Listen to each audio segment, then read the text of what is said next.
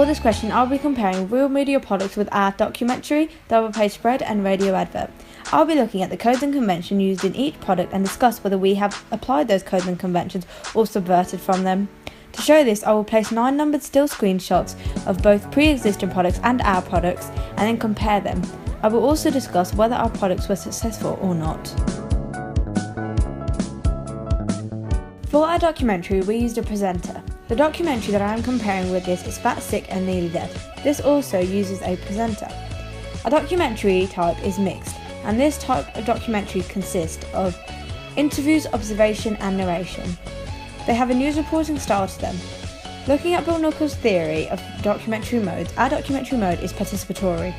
This is because the director of the documentary is actually seen as they are the presenter. We follow the conventions of using a presenter because it allows the audience to be able to follow the story through and also gives the audience someone to rely on and trust when watching the documentary. Our idea of using a presenter was inspired by the documentary Super Size Me. We were also inspired by Fat, Sick and Nearly Dead. Overall, using a presenter has proven successful as it helps the documentary seem interesting as the audience are able to see the person by which the story is based on, and they are able to relate to them. Our presenter was female, linking this with Laura Mulvey's theory of the male gaze, where women are objectified and sexualised for men. We, however, subverted this theory as our presenter was shown in an independent, knowledgeable way, and as someone who was able to take the audience through the documentary on her own without having to objectify herself. She also was not wearing any bold makeup that would draw attention to her appearance rather than her personality. This code and convention is a common thing that is used for nearly all types of documentaries. For our documentary, our title was shown on the screen after a montage of clips. Fat, Sick and Nearly Dead also does this, but instead of a montage they use an animation series and then display the title.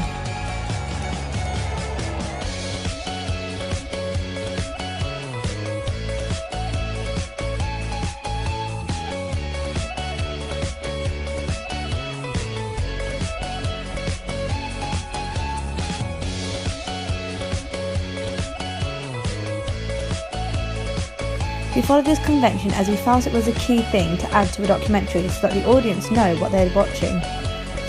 We also use transitions when the title comes onto the screen to make the documentary look a bit more professional. This was also done in Fat, Sick and Nearly Dead.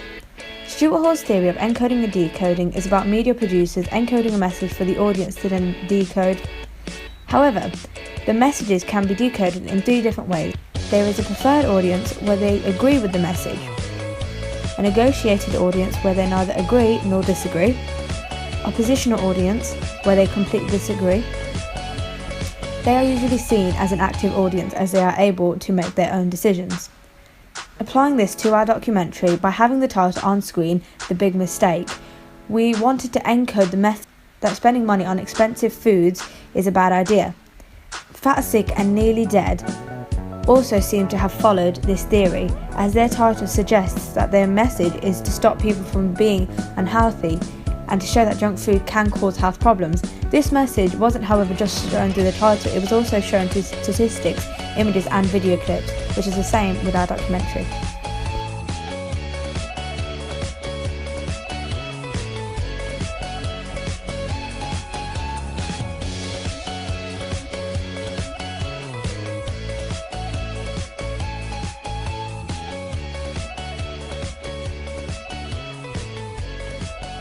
When it came to using statistics, we wanted to show them in a fun, individual way, so we decided to use chips to show the numbers. This just hoped to show that the statistics relate to the documentary topic. Fat, Sick and Nearly Dead also do this, however, they use small animation to show their statistics. By using statistics in our documentary, we were able to make it look more realistic and engaging for the audience. We actually subverted this code and convention, as in Fat, Sick and Nearly Dead, the stats are shown a multiple amount of times. We, however, only showed these twice. By saying this, we did also follow the codes and conventions, as we did still use stats. Even though we didn't use a lot of statistics, it is still successful as the audience can gain some knowledge on the subject and they're able to visually see the statistics instead of just hearing the presenter discuss it.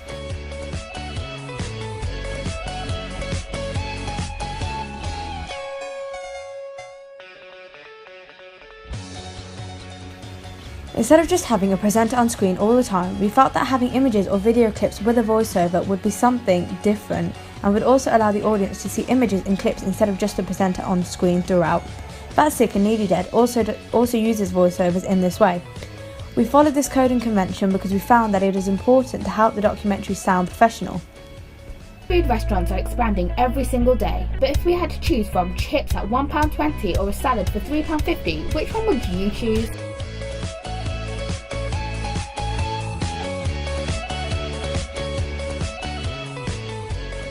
We used a biology teacher and the principal of Solihull Sixth Form as our experts. Again, bringing in Laura Mulvey's theory of the male gaze, we subverted this as Amy Rayner, the biology expert, is shown in a knowledgeable way, and again she isn't wearing any makeup that would draw attention to her or that would suggest that she is being objectified. Fat, Sick and Nearly Dead also uses interviews. The presenter speaks to the experts on health and asks them questions which they then answer. We followed this convention because we felt that it would help the audience gain extra knowledge and it would give them a professional's view on the topic. Also, we followed the use of mise-en-scène. In Fat, Sick and Nearly Dead, when the presenter is talking to the experts, the background shows what type of expert they are, and an example being is the chef used in Fat, Sick and Nearly Dead. The background is of a kitchen. We followed this as a biology teacher is in a biology classroom, which is suggested by the posters behind her, and she is also wearing a lab coat. We also had her name at the bottom of the screen so that the audience would know who she was. This is also used in Fat, Sick and Nearly Dead, and we followed this code and convention because it makes our documentary look professional and allows the audience to know who the presenter is speaking to.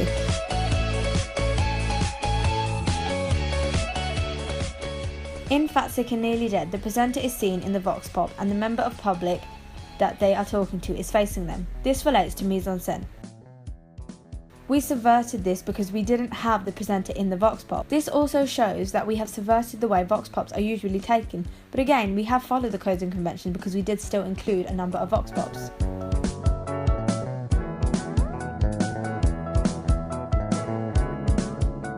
In our documentary we use a montage at the beginning and at the end. However, Fat, Sick and Nearly Dead don't do this. Instead they start off with a clip of a presenter driving and talking.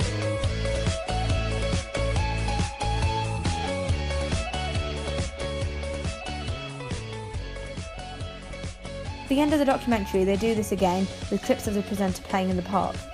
This shows that we have subverted the codes and conventions. However, I am glad that we subverted this code and convention because it helps the documentary seem more interesting. For this, I will be comparing codes and conventions that we have used for pre-existing magazines and stating whether we have subverted or followed them. In the pre-existing magazine, the main image is placed on the right hand side and is almost the size of the page, and it is a medium long shot.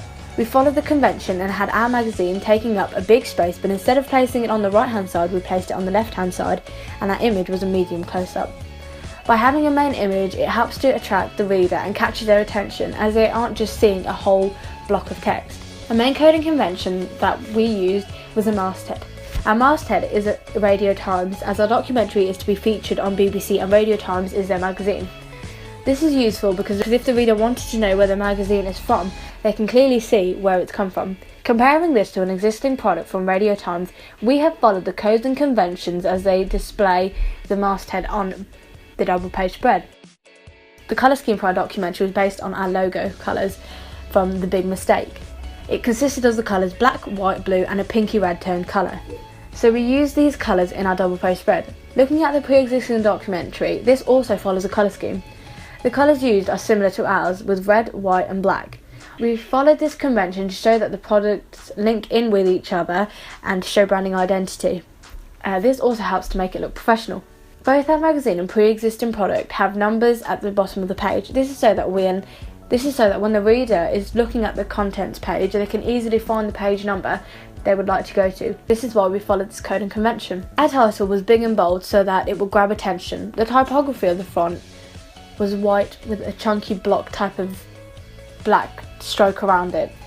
The pre-existing magazine, however, used a simple text which still stands out as it's in chunky white font.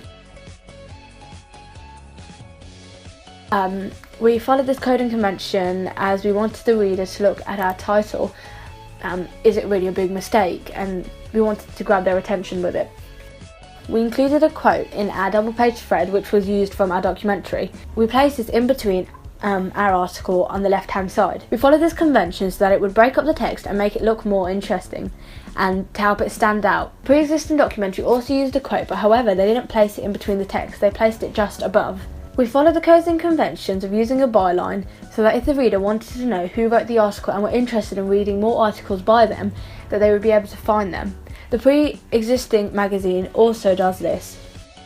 Our subheading was in big blue bold text and just outlines what our documentary is about.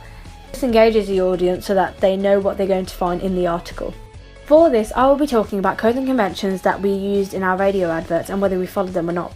Most radio adverts start off with music that is continuously played behind. The music track that we included was from our documentary. This was done so that we could show our products are linked. The music we used makes the radio advert more engaging for the listener instead of just having speech. This is done in the pre-existing radio that I've looked at as well.